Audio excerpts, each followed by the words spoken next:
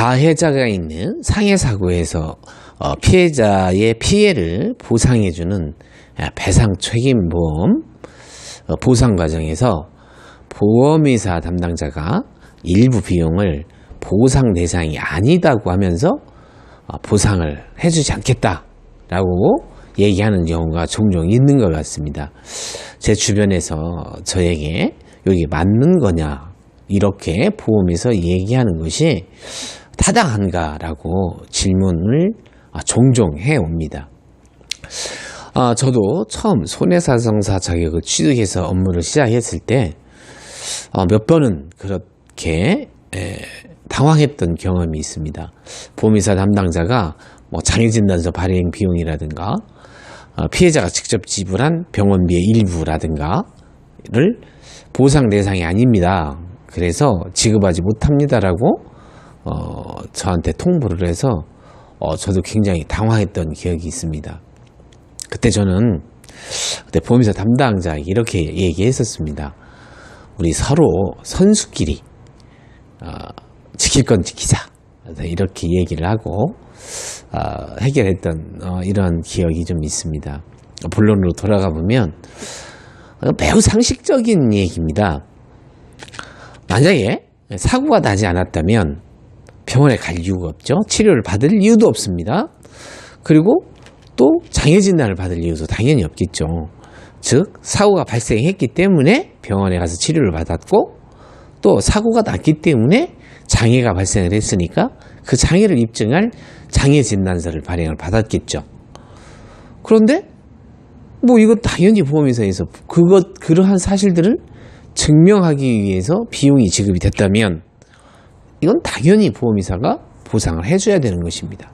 만일 보험회사가 이를 거절한다면 피해자는 가해자에게 직접 그 비용을 달라고 청구를 할 수 있을 것입니다.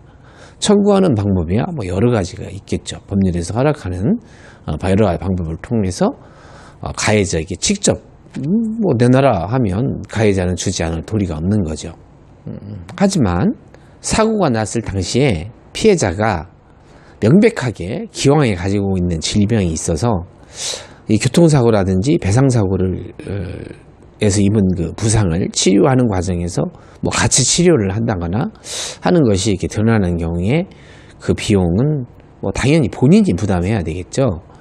또 그리고 한 가지 치료하는 과정에서 본인이 과도하게 그 의사 선생님한테 필요하지 않은 MRI를 내가 찍어달라고 한다거나 또는 무슨 영양제를 나를 놔달라고 한다거나 하여튼 필요치 않은 그거를 그 병원 측이 요구해서 치료 과정에서 생긴 의료 비용은 당연히 보험회사가 주지 않을 것입니다. 실무적으로는 저희 손해사정사들은 청구를 하기 위해서 각종 자료를 다 모아서 이거 청구 대상과 청구 대상이 아닌 거 이렇게 구분을 하고 저희 의료인들한테 요거는 이러하니까 저희가 청구 대상에서 제외를 시킬 겁니다 라고 얘기를 하고 또 당연히 청구해야 될 것들은 청구하는 과정에 리포트에 포함을 시켜서 이렇게 보상을 받습니다.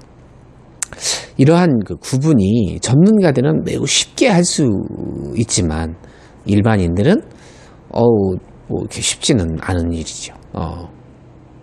만일 그런 일이 나에게 발생했다면 주변에 있는 손해사정사들에게 한번 도움을 요청해 보십시오. 대부분의 손해사정사들이 별도의 비용 없이 또는 매우 저렴한 비용으로 도와드릴 것입니다. 오늘은 비용 신호에 대해서 말씀드렸습니다.